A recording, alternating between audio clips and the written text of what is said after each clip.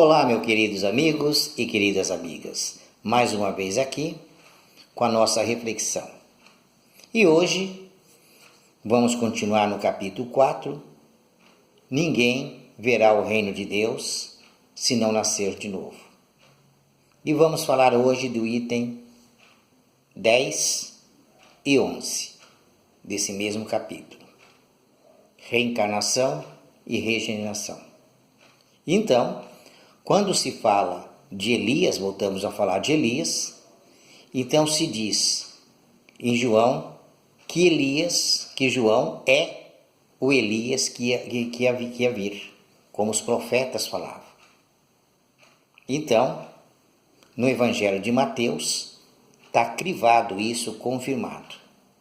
E Jesus, quando diz que há de vir, também confirma a presença de João, que era Elias. Então a gente vê que essas questões, elas são categóricas, uma afirmativa. Então, se João é Elias, Elias foi degolado. E o que acontece? Há 300 anos antes, mais ou menos. Então o que acontece?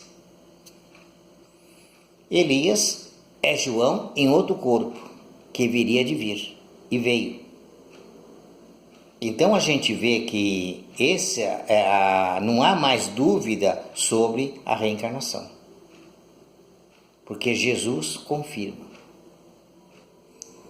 Em Mateus também confirma, não deixa dúvida sobre isso. Só que naquela época se chamava de ressurreição.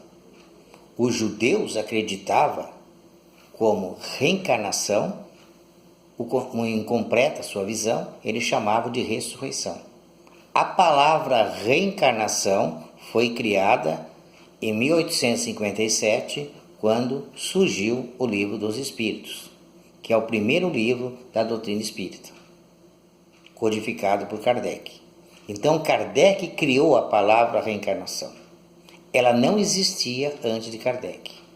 Por isso a confusão da palavra ressurreição. Ressurreição, como prega a igreja, é voltar ao mesmo corpo. Quer dizer, o cadáver, a pessoa morre e depois o espírito retorna no mesmo corpo. Cientificamente, é impossível. Então, essa palavra ressurreição se aplicaria a quem? A Lázaro, e não a João. Porque Lázaro, como a gente já falou, tinha catalepsia, e ele então Jesus tocou e ele voltou à vida, mas ele não estava morto. Ele estava uma espécie quase morto, mas os órgãos vitais ainda funcionavam. O espírito ainda estava ligado ao corpo. Catalepsia dá como se estivesse morto. Só que quando se toca, a pessoa desperta. A gente citou em vídeos anteriores o caso do ator Sérgio Cardoso, na década de 70, que morreu e o seu médico estava fora do país. Quando chegou, então esse médico disse que deveria desenterrar o corpo por causa da catalepsia. E descobriram o ator virado de bruço no caixão, com a roupa toda rasgada. Isso quer dizer, ele não estava morto, ele tentou voltar à vida, mas foi asfixiado dentro do caixão, sob 7 palmos abaixo da terra. Isso se aplicaria à questão do Lázaro, que foi o que aconteceu com Lázaro, e não a João. Por quê? O Elias foi degolado. Então, realmente se confirma que ele não poderia ser ressuscitado dessa forma. Então, João já dizia isso. Jesus confirma. Em Mateus está claro. É uma afirmação. Não tem nada de místico. Tirou todas as alegorias. Que João é Elias que deveria vir. E veio. Os profetas antigos falavam isso. Está no Evangelho de Mateus. E Jesus, no Evangelho de Mateus, confirma que realmente João é Elias reencarnado.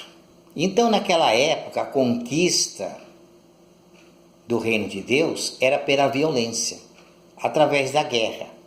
Então, conquistava-se terra através das guerras, da violência. Então, você estava conquistando também, com isso, o reino de Deus. Então, Jesus chega e diz que o reino de Deus se conquista com amor e caridade. Que através da caridade é amando vossos inimigos e não destruindo. É sem violência. E a nossa transformação. A nossa transformação, hoje, nas igrejas, tanto católica como evangélica, eles falam da transformação pela água. Então, você mergulha na água e você se despir de todos os seus pecados e vir numa vida nova.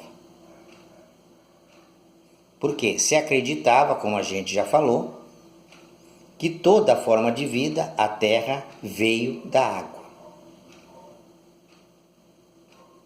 Naquele tempo era essa a crença. E essas crenças prevalecem até o dia de hoje. Porque muitos dos espíritos encarnados hoje viveram naquela época. Passaram pela igreja. Pregaram isso na igreja. Essa crença. Então está cristalizado no seu psiquismo. Então continuam vivendo dessa forma. Hoje se tem mais instruções através da terceira revelação, que é o Espiritismo, o Consolador Prometido, que mostra a reencarnação. Que tudo aquilo que não fizemos agora podemos fazer numa próxima oportunidade. Que aquelas pessoas que partem hoje poderemos reencontrá-la numa outra oportunidade. Ou quando nós estivermos no plano espiritual na mesma época que ela. Tem pessoas que desencarnou das nossas famílias. Então o que acontece? Você vai ver essas pessoas mesmo desencarnadas. Você pode ir até a casa dela e ver. Olha, aquele lá foi minha mãe, aquele foi meu pai, aquela foi minha irmã, aquele foi esposa, aquele foi marido, filho, filha e por aí vai. Aqueles que te amaram, aqueles que te prejudicaram. E todas esses problemas, das aflições, são corrigidas no processo reencarnatório. Por isso é importante a gente mudar, tirar a fantasia do batismo, aquele mergulho na água, eu me transformo. Uma coisa externa. Que a transformação nossa é interior. E aí nós vamos conquistar o reino de Deus. Nascendo de novo. E não pelo renascimento da água, conforme é colocado. Eu vou renascer com outro corpo, para dar continuidade à minha vida, às minhas relações humanas, para que eu aprenda a amar, amor e caridade, amar as pessoas, ser caridoso, ser benevolente, fraterno. Aí, essa conquista da transformação interior é que vai nos levar ao reino de Deus. E para que isso aconteça, temos que nascer de novo, no outro corpo, talvez no outro país, com outras pessoas, que nós temos que aprender. Tudo o que se tem que aprender numa escola. Você entra numa escola, você entrar no primeiro ano, você vai aprender ciência, matemática, geografia, história. Não é assim? Uma língua estrangeira, a língua portuguesa, que é que nós falamos, vai aprender todas essas matérias para você partir para um grau maior. E lá você vai ter que aprender todas as matérias relacionadas à sua profissão, que você quer seguir depois, quando chegar na universidade. Também lá vai ter várias matérias. Enquanto você não estudar, não conhecer todas as matérias, você não vai se formar. O professor vai mandar você voltar. Olha, essa matéria aqui você não foi bem, você vai ter que fazer de novo. Então, se numa encarnação eu vim aqui, eu tenho que ser tolerante, e eu não cumpri, não consegui ser tolerante, o que acontece? Eu vou voltar numa situação para que eu possa aprender a ser tolerante. Então, as situações que vai me envolver vai fazer que eu me torne tolerante. Eu vou ser lapidado, eu vou ser educado para ser tolerante.